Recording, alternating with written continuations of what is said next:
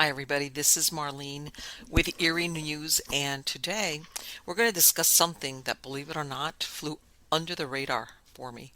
It just went whoosh, and this has to do with a very famous movie most of you are familiar with. It's called The Exorcist. And it turns out that for many years, the identity of the boy that the story was based on he was anonymous, even though there had been guesses, so on and so forth. Uh, it was never confirmed, and I think some people knew, but there was, I guess, legalities where they were very hesitant to name it. But anyway, let's get on to the story. And this is titled, "What are the odds that a boy exorcised by Jesuits in 1949 would grow up to work for NASA?" Many people keep secrets, especially from childhood, but Ronald Edwin Hunkeler's was unique. He was the boy that inspired the novel The Exorcist, written by William Peter Blatty and released as a film in 1973. In order to protect his identity, the teenage boy was referred to as Robbie Mannheim or Roland Doe by the Jesuit priest who exorcised him. A handful of lay people knew the real name of the boy, who endured a series of exorcisms in 1949.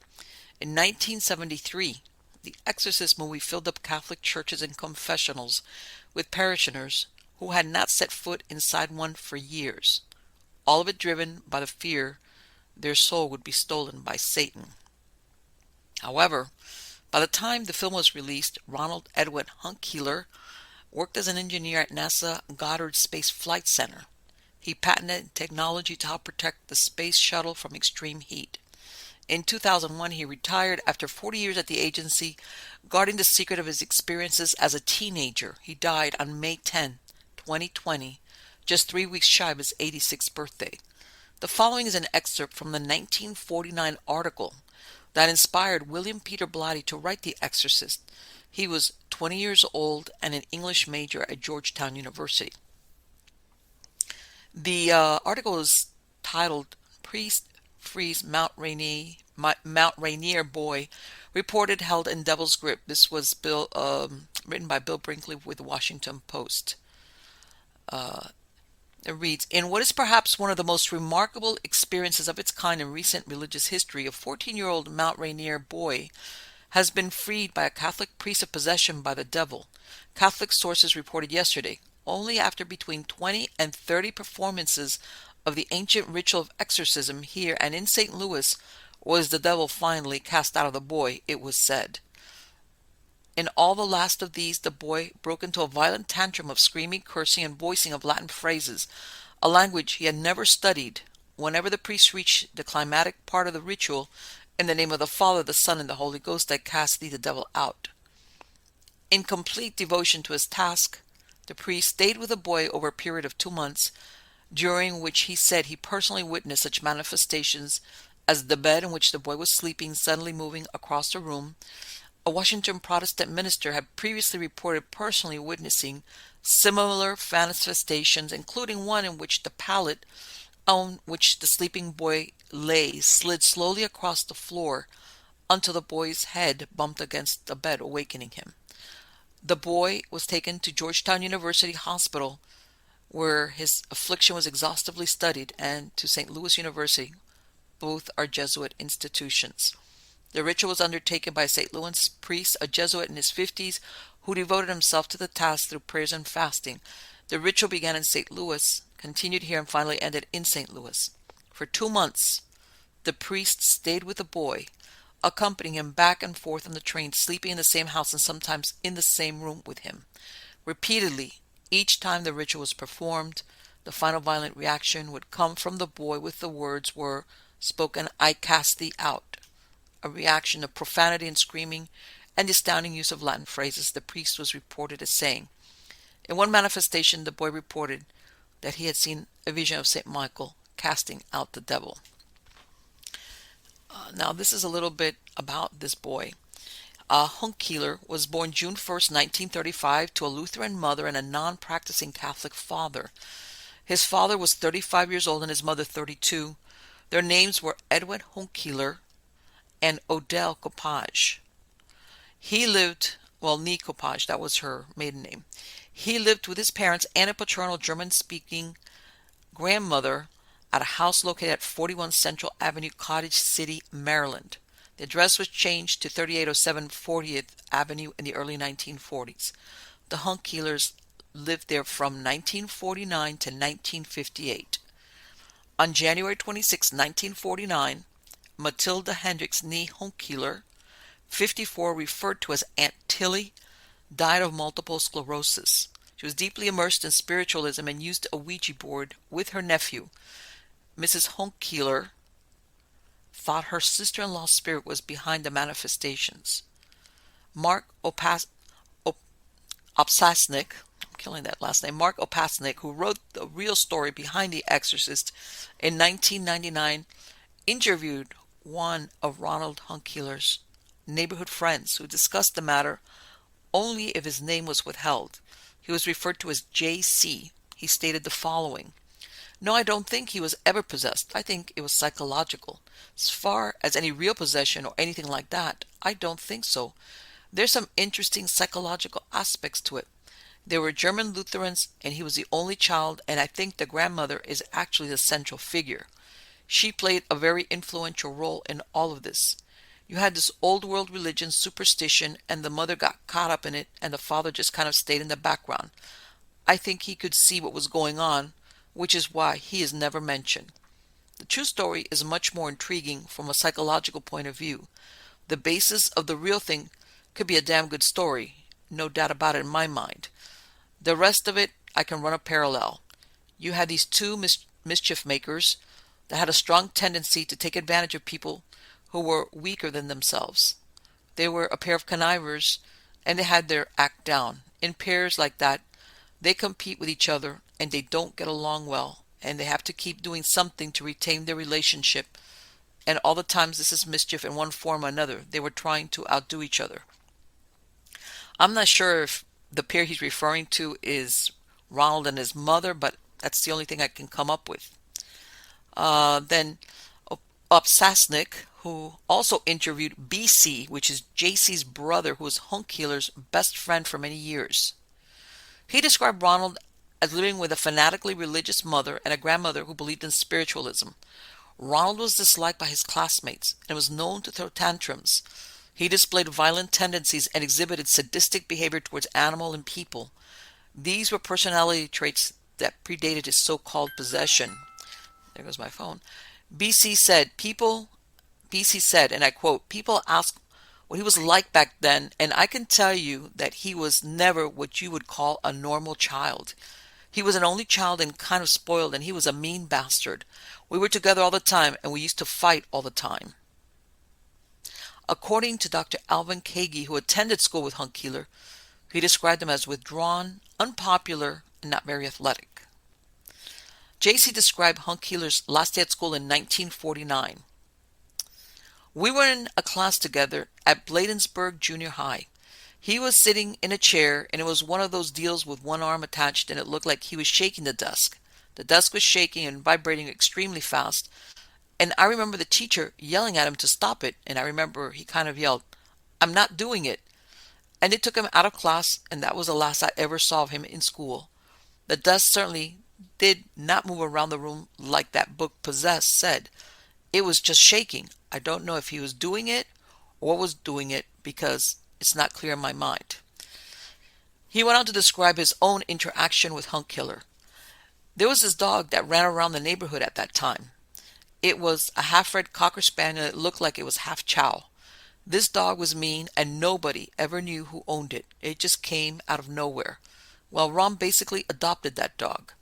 That dog was really his best friend, not me.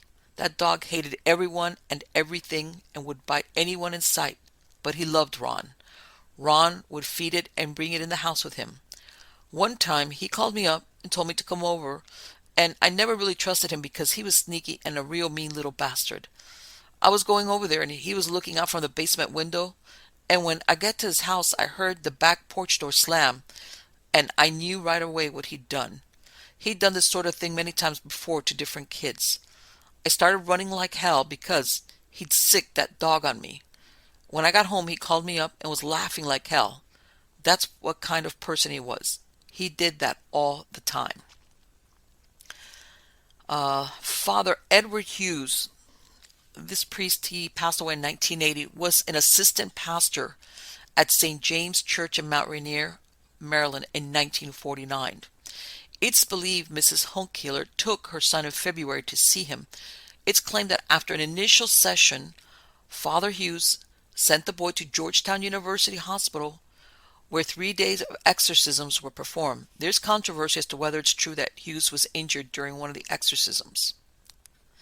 Ronald was admitted to Georgetown University Hospital under his real name on the morning of February 28, 1949, and released at 12 noon on March 3rd, 1949. In other words, they verified through records that he was there for 3 days.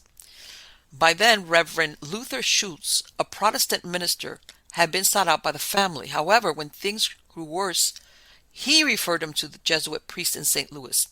Doctors had already been consulted regarding Ronald's condition, but it seems they could offer no explanation or remedy either. According to Frank Bober, which was Father Hughes' assistant pastor, it was Mrs. Hunkeler who sought out the clergy for help. He said, Father Hughes never went to the boy's home. Basically, it was the mother that brought the kid to the rectory, and the thing is, she's the one who gave Father Hughes all the information. Everything that I know of that he shared with me took place in the rectory, not at the house. And it sounds to me like at some point there was some version of it where Father Hughes went to their home, but apparently, according to Frank Bober, that was not the case. It continues, Father Hughes told him that the Hunkeler boy had a, quote, dark stare, almost as if there was nothing behind the eyes, end quote. Bober said that Hughes felt an unseen force pressing him against the wall. Father William Baldern was brought in to perform more than 20 exorcisms on Roland over a period of 2 months. He was assisted by Father Hughes, Father Walter Halloran, and Father Raymond Bishop. Bishop kept a diary that Blatty would use when writing his novel, and that would be reprinted in Thomas Allen's book, Possessed. The following is Father Bishop's diary entry for Easter Sunday, April 17th, and in it he refers to R, and R, of course, was the code for Ronald Hunkeler. Father Widman, hospital chaplain, made 3 unsuccessful attempts to give R Holy Communion in his room. After some waiting and slapping of R, the 4th attempt succeeded. Brother Theophane, who was on nurse duty in R's room, was reading the Office of the Blessed Virgin. It was about 6:45 a.m. when he came to the Regina Caeli. R jumped out of bed, then grabbed the office book from the brother and reached for the scapular from the brother's habit, which was placed on a nearby chair. R fought and spit at the brother and trampled the scapular underfoot in an Indian war dance. The devil said, I will not let him go to Mass. Everyone thinks it will be good for him. It was impossible to get R to the chapel because of his frequent seizures. Father Baldern was called to the hospital, and shortly after his arrival the spell was broken. There was no further reaction until evening. In the evening, R was spending a little time with the brothers at, they blanked that out, outside the hospital. Brother Emmett was escorting R back to the basement floor of the hospital when R went into a fighting spell. The brother was alone and shouted for help, but it was some time before the other brothers heard. Brother Emmett was quite exhausted from the struggle. R was carried into the elevator and placed in his 5th floor room. The fathers immediately began the prayers of exorcism, and the usual indications of violence continued. The blank out showed his power again by saying that he would have R awaken and ask for a knife. He had threatened to kill those who molested him while in his seizure. When R came out of the spell, he asked for a knife so that he might cut an Easter egg. A little later, the devil said that they would have R awaken and ask for a drink of water, and R carried out the plan. There was no response to the Principio except taunting remarks to the exorcist. Everyone, including R, was becoming weary of the long performance. R did not begin to sleep until midnight. The fathers left the hospital at 12:45 a.m. Okay, and I imagine that the part where they blank out, the blank showed his power, I'm thinking has to do with maybe by that point they had a certain name of the entity or the demon or whatever it was that was in there, and that's why they blank it out. That's the only thing I can think of. Okay, that was the end of the entry into the priest's diary. Then it continues. In 1949, Brother Rector Cornelius sealed the fifth floor corridor of which hosted the exorcism after having the statue of St. Michael removed. The room and the existence of a copy of the diary, along with a note from Cornelius dated April 29, 1949, remained locked away until the demolition of the old wing of the hospital. In October 1978, workmen clearing out furniture stored in the old wing of the Alexian Brothers Hospital that hosted the exorcism in St. Louis allegedly discovered the official record of the events, which confirmed that Father Bowdern and Halloran had performed the exorcism over 4 nights in 1949. Which is very unusual because why would they hide away a quote-unquote official diary that's being done by one of the exorcists? I don't understand. And why they would, how can I say it? Why would they seal the corridor? I mean, if this exorcism was successful and there should be no fear or no need to, how can I say, stop using that whole area. It wouldn't matter one way or the other. I don't know. That's what I was thinking about when I read that part. Then it continues. Father Walter Halloran was willing to discuss what happened in 1949. He said, quote, I can't go on record. I never made an absolute statement about the things because I didn't feel I was qualified. I hadn't studied the phenomena and that sort of thing. All I did was report the things that I saw, and whether I would make a statement one way or another wouldn't make any difference. That says a lot and nothing at all. Okay. As to whether Hunkeler spoke in other languages, Father Halloran said, quote, just Latin, and I think he mimicked us. He went on to clarify there were no demonic changes in the boy's voice, and that when Hunkeler struck him, it was with normal strength. However, unexplained events did occur, he said. I saw a bottle slide from a dresser across the room. There was no one near it. The bed moving. It was on rollers like any bed, but I was leaning on it when it moved one time. But contrary to the movie, Hunkeler did not vomit or urinate, and there was no markings on his skin. As a background, the Alexian Brothers Hospital where Ronald was taken to served as an insane asylum as well. It received its first patient in 1870. In 1909, it became affiliated with St. Louis University, and it admitted only male patients. However, men, women, and children were seen on an outpatient basis. They operated a training school for male nurses from 1928 until 1952.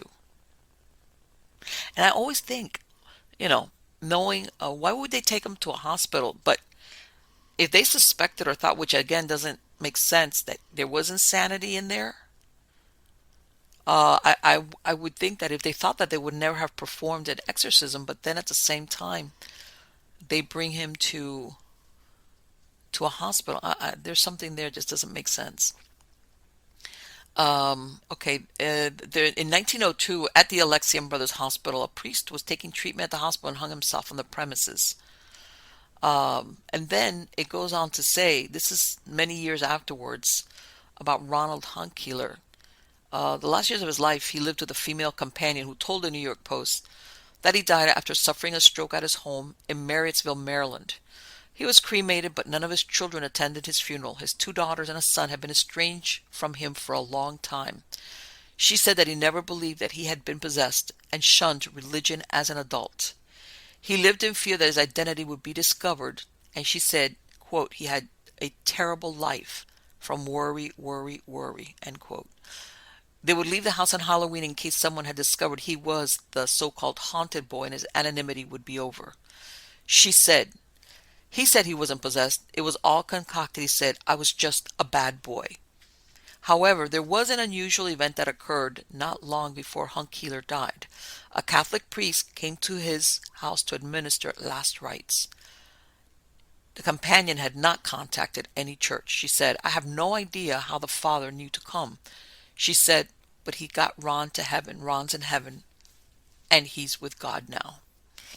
Now, what do you think? Do you think that Do you think that he was really possessed, or was he acting out? Was there a streak of insanity, or it seems like he had, if not poltergeist activity around him, it almost feels like he was, I don't want to say misbehavior. He had some very strange tendencies. Like he was unpopular. He sounded like he was a little bit of a psychopath there. He's doing these things against other kids and against animals. And I'm thinking to myself, it makes you wonder, did this mother seek out help the best way she could? Because maybe she herself was getting concerned about her own child's behavior. And in her mind, she's thinking he's this aberrant behavior on his part. God knows maybe what they witnessed inside their home is like can only be from the devil. Maybe she couldn't understand that maybe her son might be a psychopath or something. And I'm going to discount the part of where you think where, as in, did he have maybe, was he displaying schizophrenia? Because that wasn't the case. Obviously, he grew up. He finished school. He went to university, became an engineer, and worked 40 years for NASA. And not only did he work for NASA, he patented technology that was used on the shuttles going up all over the place. And in other words, by the time that the book came out, The Exorcist and the movie, he was already employed in NASA. So I mean, and I'm thinking to myself, I can understand sometimes kids do stupid stuff like um, I don't know how to. I'm trying to think of it, but I'm thinking, how far would a kid take it to actually go through the process of being exorcised? It's like, why would, in other words, um, I guess what I'm saying is, would he do something like that? I don't know. Maybe I'm being, um, I don't know. Maybe, you know how that thing about, you don't do it, so you can see how anybody would do it. And I think I have, in other words, I think this is beyond, um, I would hope beyond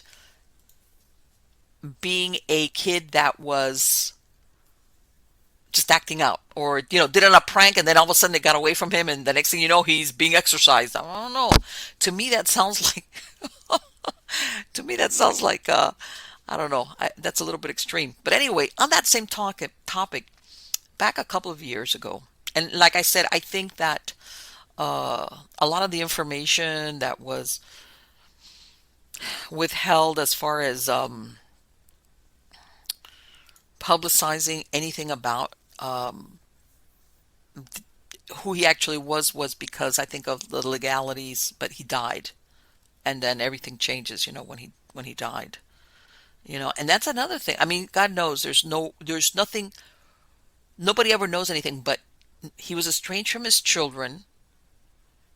None of them attended his funeral, and he was cremated afterwards. So and I guess what I'm saying is, there's deep rifts in families and between children and parents, but sometimes at the end of life, people overlook things like this, or if not forgive, but at least there's some type of mending of fences. How's that? But obviously this didn't happen. So whatever was there, whether it was them, whoever was the one that was like, we're not going to have anything to do with you, whether it was on his end or theirs. I mean, all three kids, or you could say, well, he had one, one of the kids was, the relationship was strained. Okay. But that wasn't the case. He was, in other words, that's like a true deep, deep problem that, and he was already elderly. He was in his 80s. So I don't know. There's something there that, maybe he was a real piece of work. Who knows? I don't want to like say that because we really don't know one way or another. But anyway, let's get on to this. Is having to do this has been written about for several years, having to do with the haunting on the set of The Exorcist. And this is almost a part, because even if you come to the conclusion based on what you heard, Was this kid just faking it? Was he just a disturbed kid and faked a lot of the stuff? Was his mother part of it? Maybe because she was a religious fanatic, or maybe she was thinking, I don't want to recognize that maybe my kid's got psychological problems, but we'll throw it at the priest and let them handle it. I don't know. But anyway, this is totally apart. This has to do with the actual hauntings on the set of The Exorcist. And when the disturbing coincidences fail to explain a pattern that bring only one word to mind, a curse. What if you're working on the set of what turns out to be one of the most chilling movies produced that had the devil as the main villain?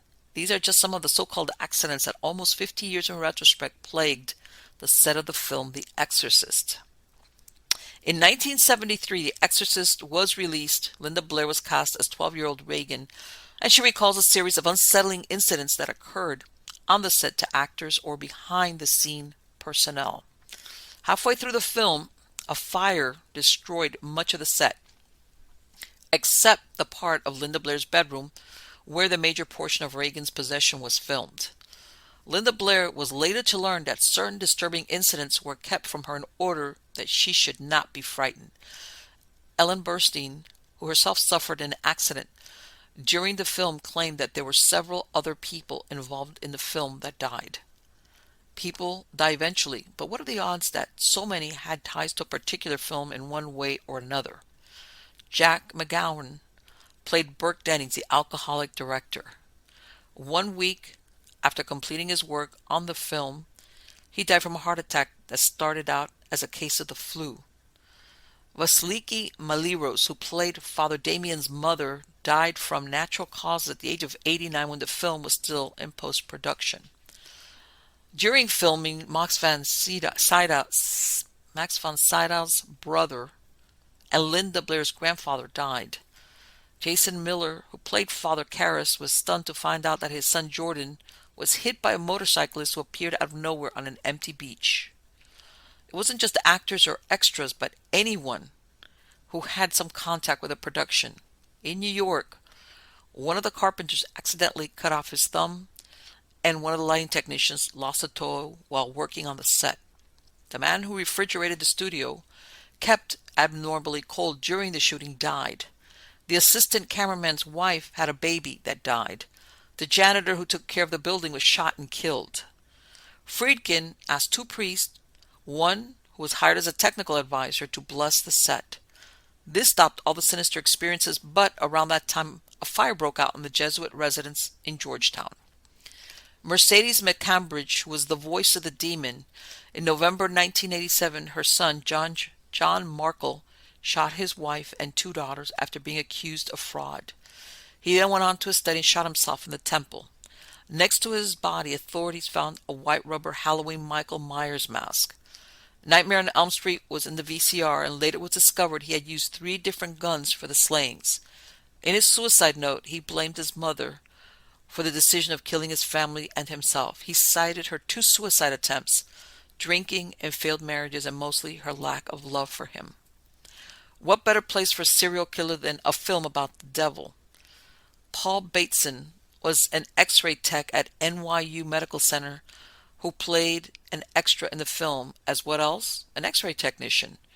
In 1979, he was found guilty of murdering Addison Verrill, who had been found stabbed in the heart inside his Greenwich Village apartment. That was after they had sex and he had bashed his skull in with a metal skillet. The year was 1977, and by then, several bodies of unidentified gay men had been found dismembered, placed in bags, and tossed into the Hudson River. The prosecution attempted to connect Bateson to 6 of these murders, but were unable to do so, even though he did brag about committing them while serving his prison term. He was sentenced to 20 years to life and was released in 2004. He's now said to live somewhere in upstate New York. Coincidentally or not, these crimes were committed after he worked on the Exorcist film. William Peter Blatty, who wrote the novel The Exorcist, based it on a true story of a 13-year-old boy from St. Louis who underwent an exorcism in the 1940s, and of course, we now know who that boy was. Okay. Isn't that interesting? And the last one about curses and these weird devil movies. Well, here's another one for you. This is The Omen and the Crosshairs of a Curse. Remember, all these movies came out in that general timeline, which is the 70s. It was like Rosemary's Baby.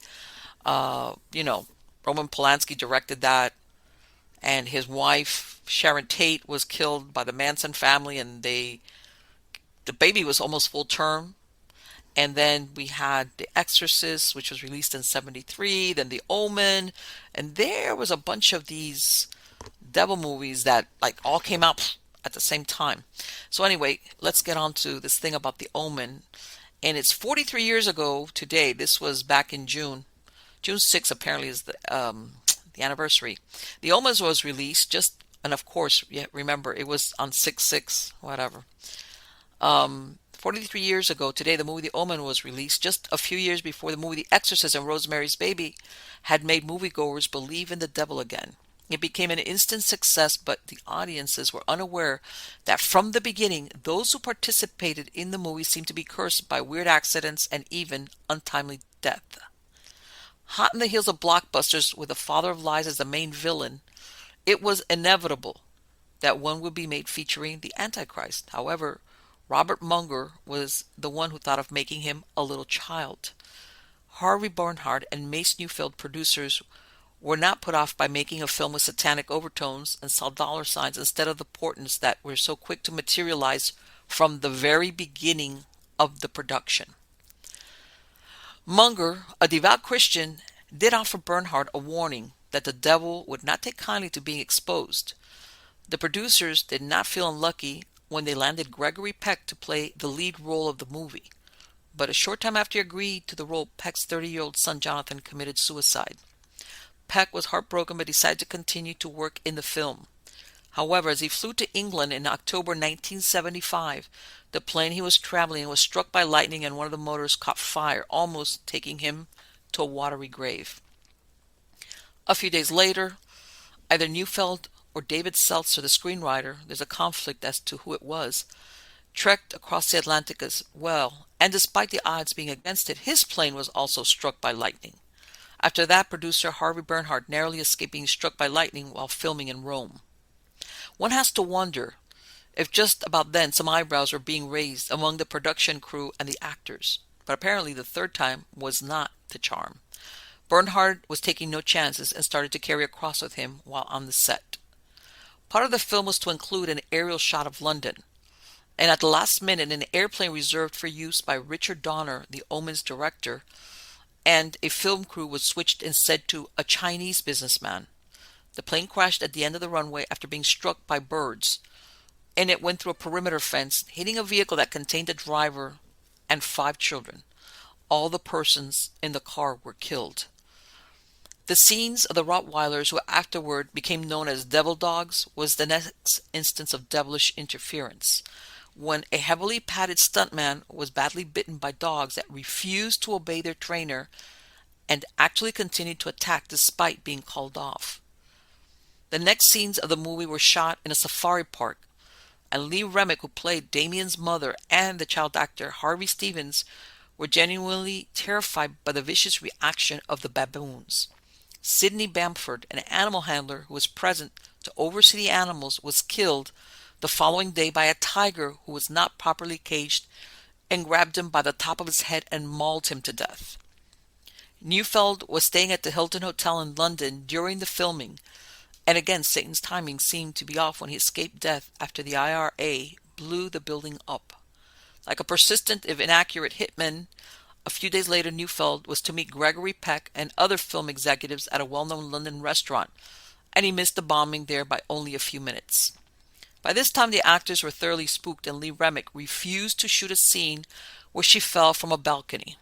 She was convinced something would go horrifically wrong.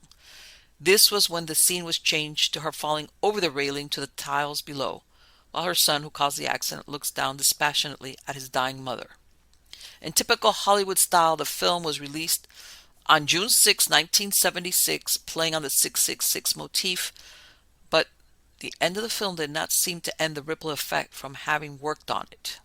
2 months later, on Friday, August 13, 1976, John Richardson, who engineered the special effects of the film, including the decapitation by the sheet of glass of the character played by Richard Warner, was en route to Omen, as in Ommen, in the Netherlands.